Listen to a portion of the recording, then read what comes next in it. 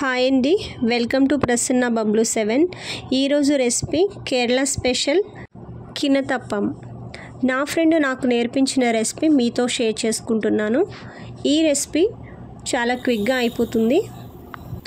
ముందుగా glass ration రైస్ని తీసుకుని వాష్ చేసుకుని నానబెట్టుకోవాలి. ఒక కొబ్బరి చిప్పను తీసుకుని కొబ్బరిని చిన్న చిన్న ముక్కలుగా కట్ చేసి దాని పీల్ తీసి గ్రైండ్ చేసుకుని పక్కన పెట్టుకోవాలి. ఇప్పుడు మిక్సీ జార్ని తీసుకుని నానబెట్టిన రైస్ని వేసి ఒక కప్పు కొబ్బరిని కొద్ది కొద్దిగా వేసుకుంటూ గ్రైండ్ చేసుకోవాలి.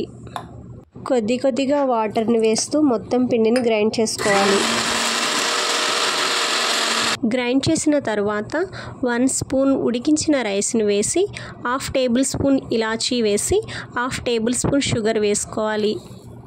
అలా వేసిన తర్వాత మరొకసారి గ్రైండ్ చేసుకుని బౌల్లోనికి తీసుకోవాలి. కొద్దిగా ఈస్ట్ వేసి రుచికి తగినంత సాల్ట్ వేసుకుని బాగా కలుపుకుని ఓవర్ నైట్ ఫర్మెంటేషన్ చేసుకోవాలి.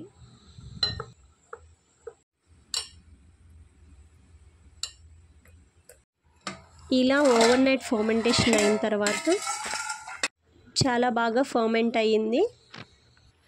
పిండి బ్లాటర్ అనేది ఈ కన్సిస్టెన్సీలో ఉండాలి.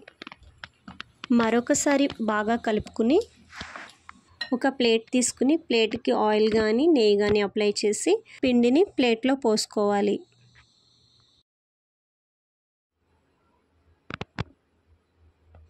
ఇడ్లీ పాత్రను తీసుకుని వాటర్ పోసి ఈ ప్లేట్ని ఇడ్లీ పాత్రలో పెట్టి ఆవిరి మీద ఉడికించుకోవాలి.